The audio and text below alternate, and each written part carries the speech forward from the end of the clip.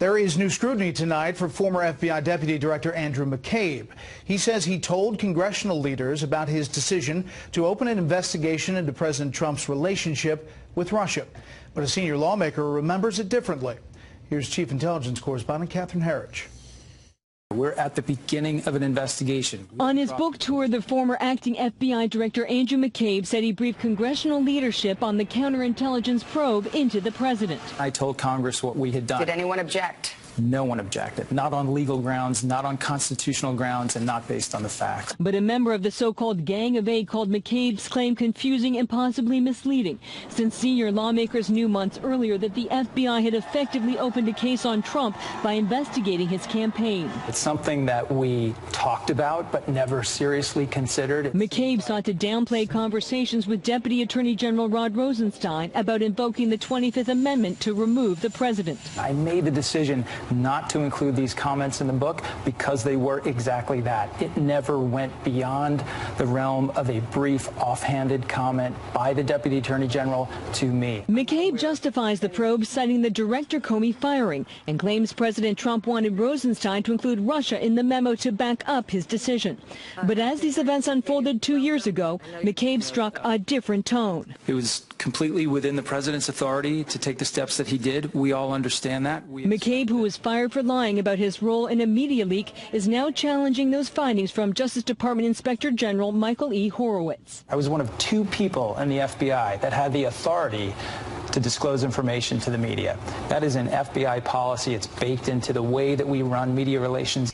A Justice Department official says Rosenstein is expected to leave mid-March with an announcement on his replacement as early as this week.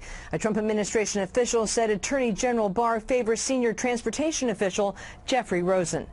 Brett? Catherine, thank you. So let's talk about why the former acting director of the FBI is talking about these very sensitive topics in the media blitz for his new book. You got to sell books. So here to discuss, Isaac Wright, partner at Forward Solutions Strategy Group, and former National Security Council spokesman Michael Anton, author of After the Flight 93 Election. Welcome to both of you. Great to have you with us. Thank you. Good to be here. Okay, we know that Andy McCabe is out making the rounds, what you do when you're selling a book. I want to play a little something that he just discussed with Anderson Cooper tonight about whether or not the president may be something rather nefarious. Here's that interchange. Do you still believe the president could be a Russian asset? I think it's possible. I think that's why we started our investigation, and I'm really anxious to see where Director Mueller concludes that. Michael, you were part of this administration. Is the president a Russian asset? No, I hope your camera caught it. I was laughing as I heard that. It's the most preposterous thing I've ever heard, and I'm amazed that we, as a national media and as a political culture, have been dwelling on this obviously absurd point for 2.5 years, and there's no evidence for it. Now, I just want to say one thing. To me, what stuck out from McCabe's original interview with 60 Minutes, where he said his motivation was to put this Russia collusion investigation or story on a solid footing so that nobody could take it away or walk it back. That's laughable. A solid footing. You'd think that if there were a solid footing for it, 2.5 years in, we'd have something.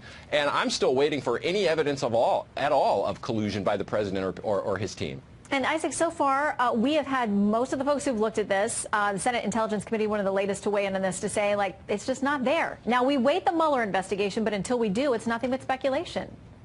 Yeah, well, that's a great thing I can help clear up right now for Michael. He was looking for what the evidence is. Ask Paul Manafort. He's looking at serving a life prison sentence. Papadopoulos, based on tax and bank fraud. All of these people lied to the FBI about collusion with Russia, and they're willing to go to prison to lie to protect the secrets about Russian collusion. Not lying about Russian collusion. Let's be clear, because we know Manafort was convicted on tax and bank and fraud charges. So let's be clear about that. And yes, let's be clear about that. The indictment in court says that Manafort was slipping campaign strategy memos to Russian military intelligence. That's collusion, period. Let's be clear about that with the audience. He was not convicted on collusion. No, he was not convicted on it. The court documents, though, reveal clear collusion. Well, they clearly state he was giving campaign strategy memos to Russian military intelligence. Because what we've been told is that he shared polling information with Russian individuals. But Michael, I've not heard anything that equated to legally to any kind of collusion. Certainly, I mean, keep in mind, The charge here is an extraordinary one, that the president himself is a Russian asset. Asset is an intelligence term. It means you're a spy, betraying your country, handing information, secret information, over to a hostile foreign power. That's just a crazy and extraordinary thing to say. I find it hard to believe that anybody could possibly believe it. Then you have to also ask yourself, if the president were a Russian asset, what have the Russians gotten out of him? Not much, if anything. I mean, this administration has been tough on Russia. It's sanctioned Russia. It hasn't pulled back or altered U.S. policy on Ukraine or Crimea.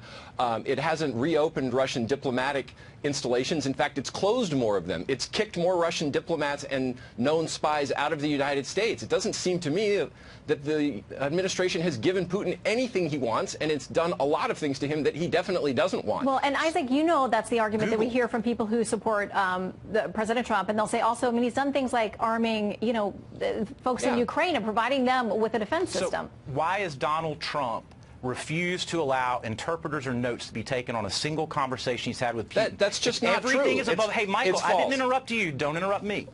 If everything is above board, why are they so determined to keep it secret? Why is he the first president in modern history to deny those records, to deny that notes be kept, to deny that readouts be given of his conversations with you a just foreign don't leader know in what you're power? talking about, Why and I is that served in true? this administration. Michael, I appreciate that you served in this administration, but you can Google it. It's not. No, you okay, listen, we know that there, gentlemen, we know that there are folks. We know that there are folks on the Hill who say that they want to subpoena and get their hands on those notes on other conversations. Michael, what are you saying about that? Factual premise is not true. There is one conversation that happened at a dinner after the formal meeting in which there were interpreters and note takers, okay, and in Hamburg at the G8 in 2017 that the Democrats are trying to spin up as some scandal. That is the purpose of those dinners, is to get foreign leaders into a big room and let them mingle. And there, of course, there are interpreters there. There's no way the president could talk to Vladimir Putin without an interpreter because he doesn't speak Russian, and Vladimir Putin doesn't speak English.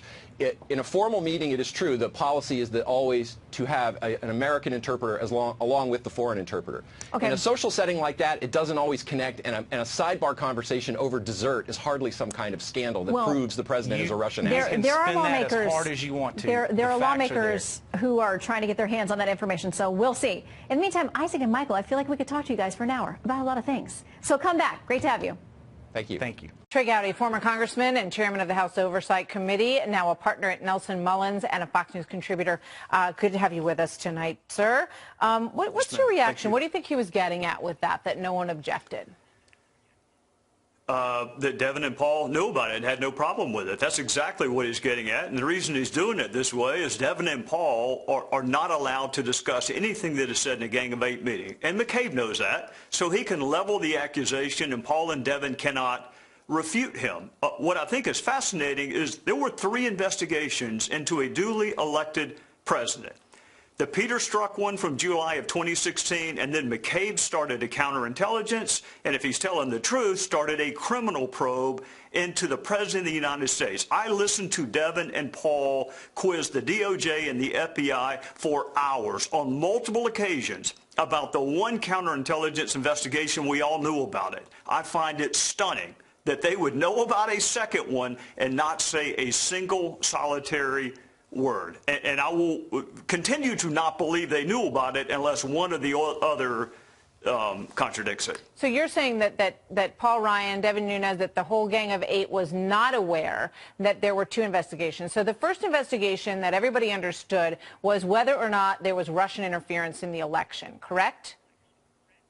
Well, if you look at the FBI document, which was drafted by and approved by Peter Strzok, it was a counterintelligence investigation into the Trump campaign.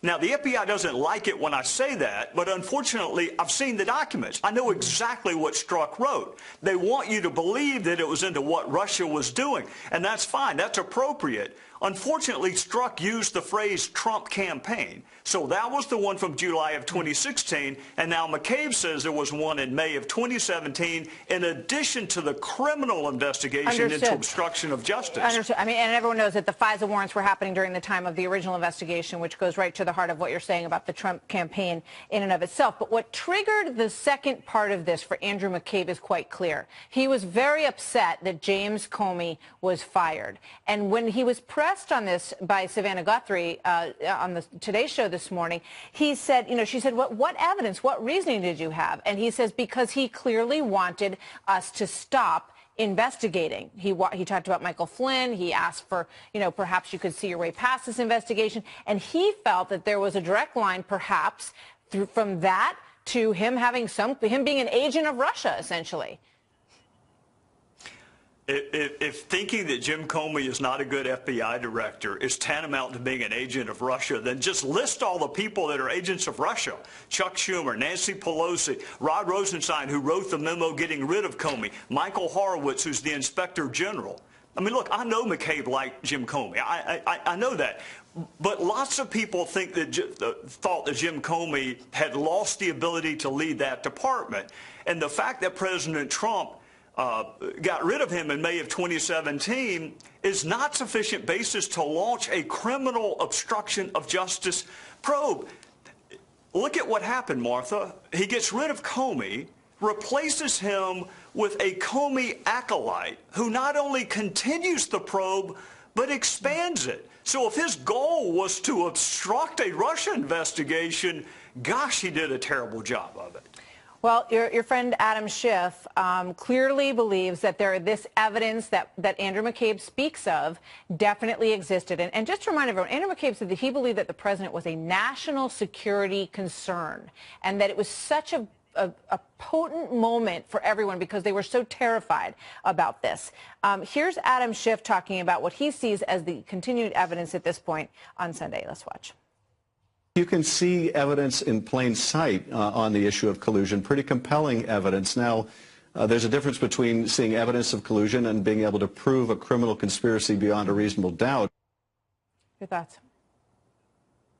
Well, collusion is a synonym for conspiracy. So I hope the questioner followed up and said, okay, Chairman Schiff, you have just said you have evidence of a criminal conspiracy between the President of the United States and the Russian state. What is that evidence? What is the crime? Was Trump involved in the hacking of the DNC server? Was he involved in the hacking of John Podesta's email? Are you alleging that he participated in deciding when to disseminate the proceeds of those two hacks? I have heard Adam on a number of occasions say that he is the third eye raven, has evidence and seen things nobody else has ever seen before. But I've never heard him ask, what is it? What is the evidence of crime that you have, Chairman Schiff? I've never heard him I've never heard it followed up on. He also weighed in on the Jussie Smollett story with this tweet on January 20th. He also made some assumptions about the outcome of this case. Perhaps he said, I met him at the Pride Parade in Los Angeles. I've seen his passion and moral clarity of his activism firsthand. This week he was the victim of a horrific attack. We pray for your speedy recovery, and we reject this act of hatred and bigotry, says Adam Schiff with regard to that. Quick thought.